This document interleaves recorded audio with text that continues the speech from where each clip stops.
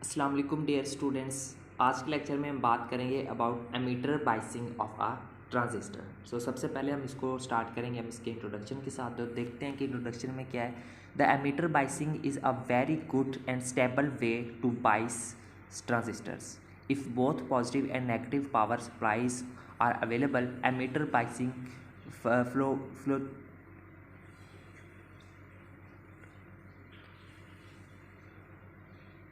If both positive and negative power supplies are available, emitter biasing fluctuates very little with temperature variation। ठीक है students, तो यहाँ पे ये है कि इसमें ये मैं बता रहा है कि the emitter biasing is a very good and stable way to bias a transistor. यानी कि अगर हमने ट्रांजिस्टर्स को बाइसिंग करनी हो ना, तो उसमें जो हमारे पास जो एमिटर बाइसिंग है ना, ये क्या है, सबसे अच्छा और सबसे स्टेबल वे है ट्रांजिस्टर को बाइस करने का।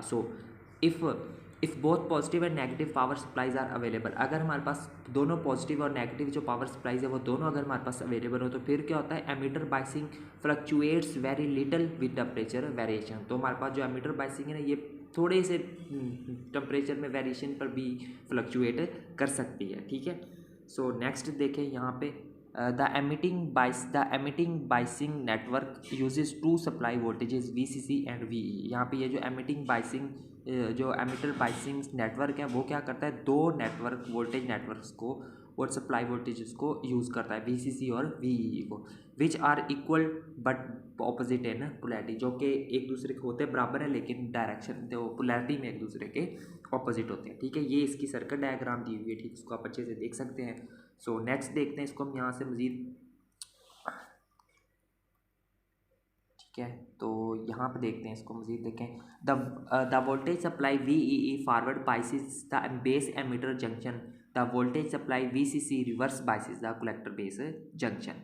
One voltage supply VCC can be used as shown in figure. Next देखें यहाँ पे, the resistor RE in the emitter circuit is known as negative feedback. It opposes a change in emitter current IE due to temperature changes and beta variation. It improves the stability of operating point। ठीक है student, next देखें यहाँ पे step one. अब कुछ इसके steps हैं उसको डिस्कस करना है। स्टेप वन है हमारे पास फाइंड बेस करंट IB। तो सबसे पहले तो हम जो बेस करंट IB है ना, हम उसको फाइंड करेंगे। कैसे फाइंड करेंगे, apply Kirchhoff's voltage law around the equivalent base emitter loop to find base current IB। उसके मुताबिक हमारे पास VCC minus IB RB minus VBE minus IE RE will be equal to 0। इसको हमने क्या देना है, इक्वेशन नंबर 1।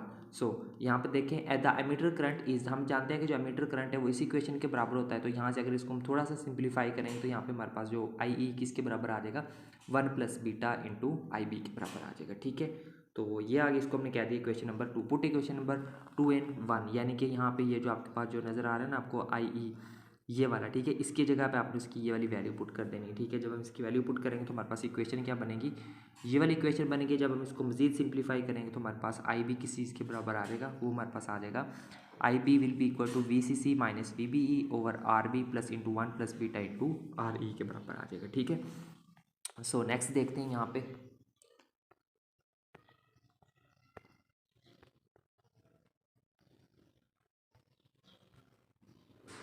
यहाँ पर देखिए इसका स्टेप नंबर 2 है फाइंड कलेक्टर करंट IC। इसका जो कलेक्टर करंट है ना, अब वो हम फाइंड करते हैं। The collector current IC and base current IB and common ammeter configuration is given है। ठीक है, दोनों को हमारे पास जो रिलेशन है वो कुछ इस तरह से दिया हुआ है। ठीक है, स्टेप नंबर 3 में हमने क्या करना है, find collector ammeter voltage VCE। अब हमने कलेक्टर एमीटर वोल्टेज यानी कि VCE की वैल्यू फाइंड करनी है। वो कैसे फाइंड करेंगे, उसके लिए हम अप्लाई करेंगे Kirchhoff's voltage law around the collector emitter loop और output loop to find VCE। ठीक है, तो उसके मुताबिक हम यहाँ पे हमारे पास जो VCE है ये हमारे पास किस चीज़ के बराबर आ जाएगा, will be VCE will be equal to VCC minus IC into RC plus RE। यानी कि इस फार्मूले को यूज़ करते हुए आप वहाँ से VCE की वैल्यू फाइंड कर सकते हैं। The values of VCE and IC gives the operating point of transistor. यहाँ पे ये जो दो वैल्यूज़ है ये हमें ऑपरेटिंग पॉइंट की वैल्यू देते हैं। उसके बाद देखें यहाँ पे हमने नेक्स्ट कौन सी चीज़ फाइंड करते हैं, देखते हैं इसके एडवांटेजेस ऑफ यूजिंग RE। तो इसके कुछ एडवांटेजेस को देख लेते हैं। ठीक है, वो क्या है हमारे पास, once the operating point having coordinates IC and VCE is fixed, we do not want to change it. If IC changes, it means operating point changes. There are two reasons for change of IC. Number one is The value of IC changes due to temperature. The minority carriers increases when temperature increases, which ultimately increases the IC. The drop IERE also increases when IC increases because IE is nearly equal to IC.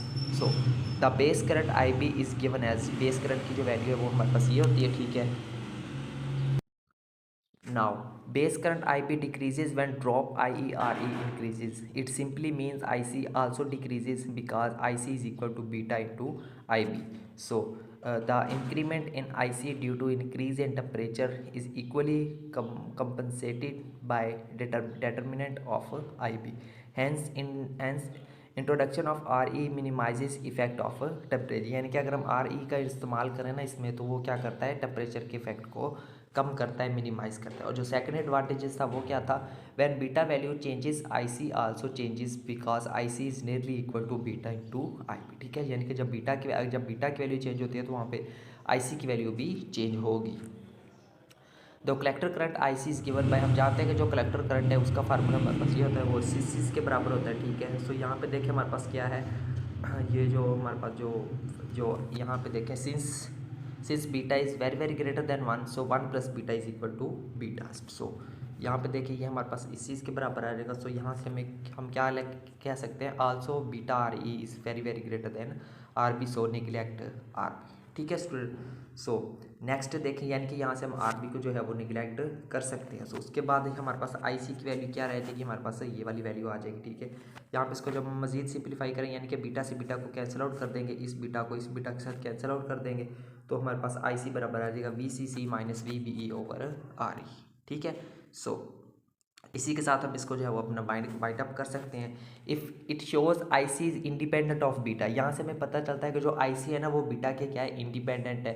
So there is no effect on collector current, इस तरह से जो collector current के ऊपर कोई effect नहीं पड़ता। If you changes the अगर हम ट्रांजिस्टर को चेंज करते हैं, the value of beta changes due to change of transistor, तो बीटा की वैल्यू भी क्या होगी, चेंज हो जाएगी, ठीक है स्टूडेंट। तो ये था हमारा आज का लेक्चर जिसके अंदर हमने डिस्कस किया है emitter biasing of a transistor को, ठीक है।